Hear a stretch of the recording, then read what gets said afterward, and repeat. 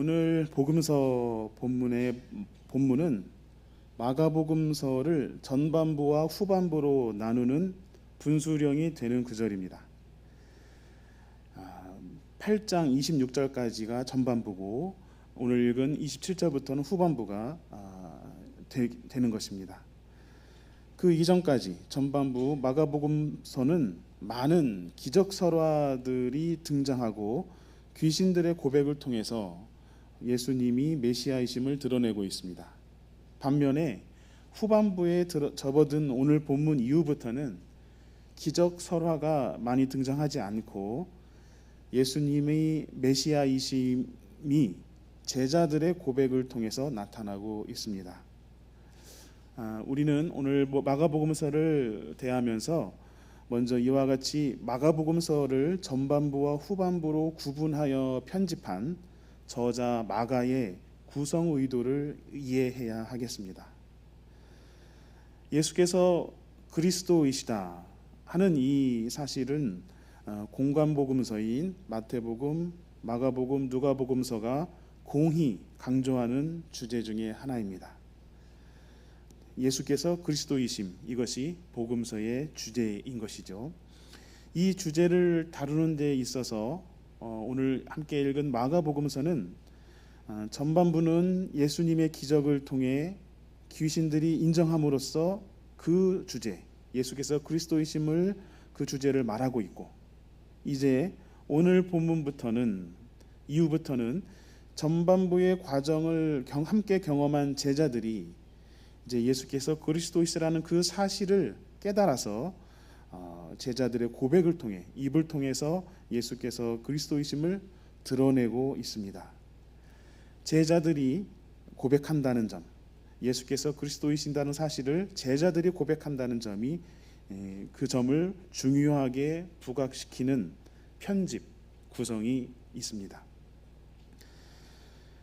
마가복음서 전반부에서 예수님의 설교, 곧 복음 전달의 대상은 주로 무리들이었습니다만 오늘 본문 이후부터는, 후반부에서부터는 예수님의 교훈을 듣는 대상이 제자들로 집중이 됩니다.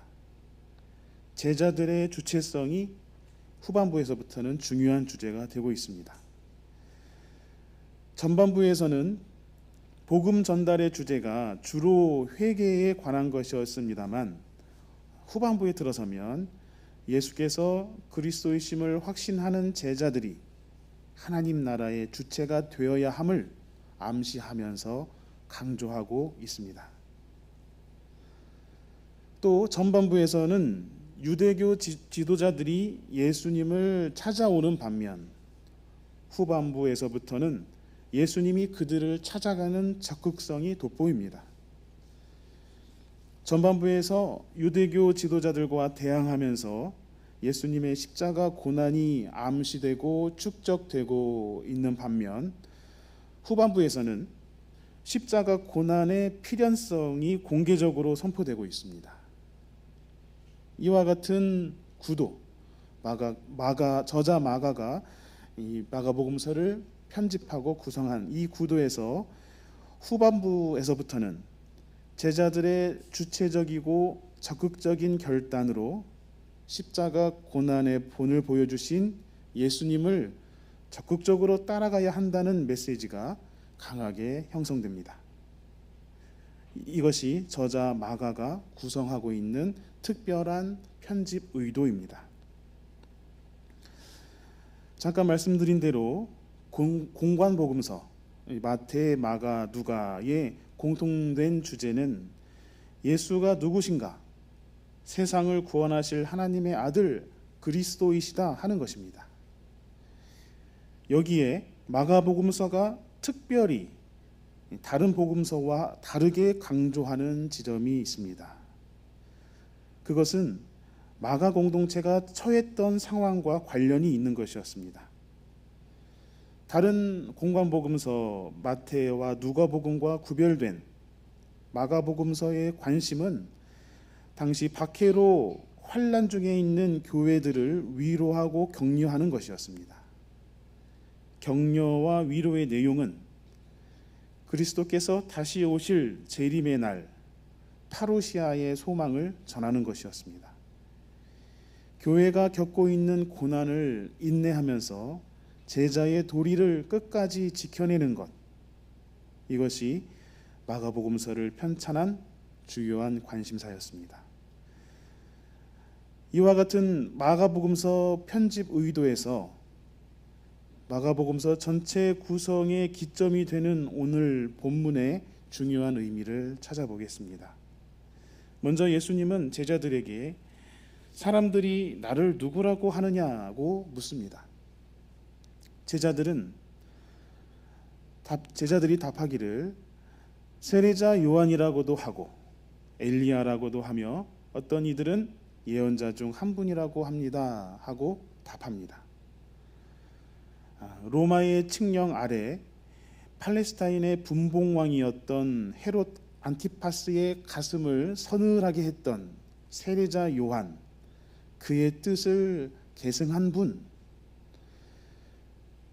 이스라엘 백성을 강렬하게 이끌어서 야훼 사상을 가르쳤던 엘리야가 환생한 분, 수렁에 빠진 유대 민족을 구원할 모세와 같은 지도자로 예수님은 사람들에게 인식되었습니다. 그러나 이제 예수님은 그러한 세평이 더 이상 중요하지 않습니다. 후반부, 이제부터 더욱 중요한 것은 세례자 요한이나 엘리야나 예언자라는 강렬한 칭송이 아니라 고난을 인내하고 끝까지 하나님 나라를 향해 나아갈 제자들, 교회들의 고백이 중요한 것이 됩니다. 세례자 요한이나 엘리야나 예언자라는 드높은 칭송이나 관조자의 그런 품격 높은 평가가 아니라 하나님 나라를 몸으로, 삶으로 구체적으로 만들어갈, 실현해 나갈 헌신이 중요해졌습니다. 그래서 예수님은 제자들에게 다시 한번 묻습니다. 그러면 너희는 나를 누구라고 하느냐? 제자들을 대표해서 베드로가 답합니다. 선생님은 그리스도이십니다. 이 마가복음서를 회람에서 읽게 될 수신자인 마가 공동체에게 절실했던 것은 당시 받고 있던 박해를 극복할 수 있는 믿음과 하나님 나라를 향한 굽힘없는 신념이 절실했습니다. 예수가 그리스도이시다 하는 그 고백의 힘으로, 그 믿음과 신념으로 박해와 고난을 이겨내기를 마가는 이 복음서를 전하면서 공동체를 위로하고자 했던 것입니다. 종교를 구성하는 3대 기본 요소가 있습니다. 그것은 경전, 공동체, 그리고 창시자입니다. 경전의 전승, 종교의 내용을 담당합니다. 그 다음에 공동체의 형성, 그 전승을 유지하고 따르는 이제 공동체가 형성되는 것, 그리고 종교를 창시한 교주의 존재입니다. 우리는 성서에 증언된 사상을 진리로 여기고 세상에서 그 뜻을 실현하기 위해 교회 공동체로 모였습니다. 성서가 우리의 내용이고 교회 공동체가 우리의 형식이라면 종교를 형성하는 근원적인 힘은 예수님이 나의 구원자 곧 그리스도이시라는 고백에서 오는 것입니다. 우리의 고백으로 예수님이 교주로 존재하는 것이기 때문입니다. 그리스도인으로 오늘을 살아갈 수 있는 근원이 고백인 것처럼 박해와 수모를 당하며 때때로 목숨을 걸어야 하는 상황에 처한 초대교회의 마가 공동체는 베드로의 그 고백이 절실했던 것입니다. 이것을 생각하면 우리가 흔하게 언급하고 있는 예수 그리스도라는 고백은 보다 진지하게 말해져야 할 것입니다. 제자들의 예수 그리스도 고백을 전제로 이제 본격적으로 예수님은 순환 예고의 비밀을 제자들과 나누십니다. 하나님의 아들로서 예수님 자신은 불의한 구조악에 의해 죽임을 당할 것이고 사흘 후에 부활할 것이라는 내용입니다. 이에 베드로가 그럴 수는 없다며 예수님의 결의를 부정하고 항의합니다. 이에 대해서 예수님은 베드로를 심하게 꾸짖습니다. 사탄아, 물러가라. 하나님의 일을 생각하지 않고 사람의 일만 생각하는구나. 하나님의 뜻을 깨닫고 하나님과 같이 일하는 것이 우리 신앙인의 과제입니다. 이를 위해서는 나 자신의 생각, 인간적인 일, 세상의 논리를 초월해야 합니다. 이 과정에서 나 자신을 초월하는 그 과정에서 나 자신을 스스로 부인하고 회피할 수 있는 세상의 십자가를 자처하는 일이 발생할 수 있습니다. 예수님은 그러한 과정을 겪지 않으려는 베드로의 항의를 사람의 일만 생각하는 것으로 단정하시며 꾸짖으셨습니다. 말씀드린 바 사람의 일을 초월하여 하나님의 일을 생각하는 것이 우리의 숙명적인 과제입니다. 마가 공동체가 박해와 핍박을 받았듯이 우리가 수행해야 할 그 과제는 이 세상의 질서와 논리를 거스르는 것입니다. 음란하고 죄가 많은 세상에서 우리가 품은 신앙의 결단은 어리석고 미련하고 부끄러운 것으로 취급당할 수 있습니다. 눈앞에서 작용하는 권력의 질서를 알아차리지 못한다는 비난이 쏟아질 것입니다. 그러나 세상의 권력은 우리의 관리 대상일 뿐 그것에 휘둘리거나 목매지 않을 수 있습니다. 진리에 부합하지 않은 불의한 권력에 저항할 수 있습니다. 하나님의 뜻으로 실현되는 세상, 우리 모두를 위하여 상생하며 영원히 사는 삶을 선택하는 것이지 어리석거나 미련한 것, 부끄러운 것이 아닙니다. 사람의 생각으로는 도태되는 것으로 보이겠지만 그러나 하나님의 생각으로는 약육강식 논리에 잡아먹히지 않고 모두의 생명을 살리는 것입니다. 그것이 예수 그리스도의 십자가였습니다. 35절에서 제 목숨을 구하고자 하면 목숨을 잃을 것이라는 이 말은 사람의 생각으로는 비논리이며 오류입니다. 그러나 하나님의 생각으로 복음을 위하여 제 목숨을 잃는 사람은 자기 목숨을 구할 것이라는 이 말씀은 진리의 역설입니다. 종교적인 역설은 관점의 전환으로 그 깊이를 이해할 수 있습니다. 사람의 생각이 아닌 하나님의 생각으로 관점을 확장할 때, 생각의 차원을 달리할 때 역설은 이해 가능합니다. 이를 두고 우리는 지혜라고 말합니다. 사람의 좁은 생각을 초월하여 하나님의 관점으로 확장된 생각을 할 수 있는 능력이 지혜입니다. 오늘 제1성서 잠언의 말씀은 지혜가 가르치는 말씀입니다. 하나님의 생각을 아는 것이 지식과 지혜의 근본이라고 잠언은 우리를 깨우치고 있습니다. 1장 22절, 23절, 24절을 다시 한번 읽어보겠습니다. 어수룩한 사람들아, 언제까지 어수룩한 것을 좋아하려느냐? 비웃는 사람들아, 언제까지 비웃기를 즐기려느냐? 미련한 사람들아, 언제까지 지식을 미워하려느냐? 너희는 내 책망을 듣고 돌아서거라. 보아라, 내가 내 영을 너희에게 보여주고 내 말을 깨닫게 해주겠다. 그러나 너희는 내가 불러도 들으려고 하지 않고 내가 손을 내밀어도 거들떠 보려고도 하지 않는다. 잠언서의 이 말씀은 하나님의 생각을 헤아리지 못하는 어수룩하고 미련한 백성들, 권력자들을 향한 충고입니다. 하나님의 생각, 그 지혜의 영역은, 지혜의 경지는 안전과 평안, 곧 피조 세계의 평화로 귀결되는 것입니다. 반면 사람의 생각은 빛이 있으면 어둠이 존재하는 이 상대 세계 안에서 펼쳐지는 논리이므로 한쪽의 억눌림과 희생이 전제되는 그런 불완전한 것입니다.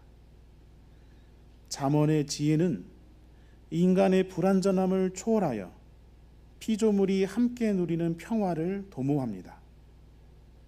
그러나 지혜를 거스르는 사람의 생각은 어쩔 수 없이 한쪽을 희생시키는 폭력을 용인하는 것이므로 종국의 파멸과 심판으로 귀결되는 것입니다. 야고보서의 본문은 지혜를 거스르는 사람의 생각이 어떤 양상으로 나타나는지 한 사례가 서술되어 있습니다.